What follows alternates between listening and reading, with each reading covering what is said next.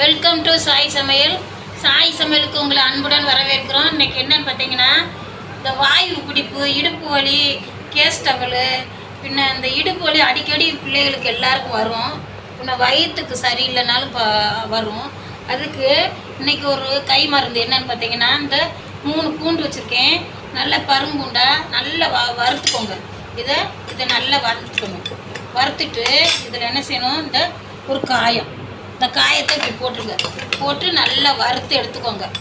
வறுத்து எடுத்துட்டு இதை நல்லா பொடியாகவும் இப்படி உரிச்சுக்கிடணும். இப்படி உரித்து வச்சுக்கிட்டு ஒன்றுமே இல்லைங்க, இதில் நல்லா சுடு தண்ணி எடுத்துக்கோங்க. சுடு தண்ணி எடுத்துக்கிட்டு இந்த சுடு தண்ணியில் இந்த பிள்ளைகளுக்கு நம்ம ஒரு 5-6 நல்ல இவ்வளவும் ஒரு பெரிய ஆளாக இருந்தால் நல்ல இவ்வளவும் ஒரு கைப்பிடி கொடுத்துருங்க. கொடுத்து இந்த காயத்தையும் நல்லா மென்று முழுங்கிட்டு 1 டம்ளர் சுடு தண்ணி இன்னும் முதல்ல இதை மெல்ல சொல்லுங்கள். மென்னுட்டு இந்த ஒரு கைப்பிடி இப்படி பிடிக்க ஒரு பிடி அப்படியே மென்று சாப்பிட்டு இந்த தண்ணி ஒரு கிளாஸ் சுடு தண்ணியை குடிச்சிட்டோம்னா வாயு தொல்லை உடனே விட்டுரும். இதே மாதிரி செஞ்சு பாருங்கள்.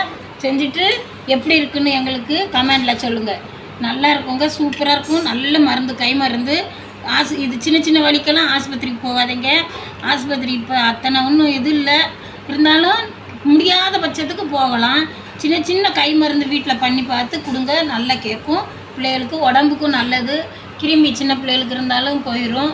பெரிய ஆளுகளுக்கு இடுப்பு பிடிவிடும், எல்லாமே விட்டுரும். இதே மாதிரி நீங்களும் செஞ்சு சாப்பிட்டு பார்த்துட்டு எங்களுக்கு கமெண்டில் எப்படி இருக்குன்னு எங்கள் கமெண்டில் சொல்லுங்கள்.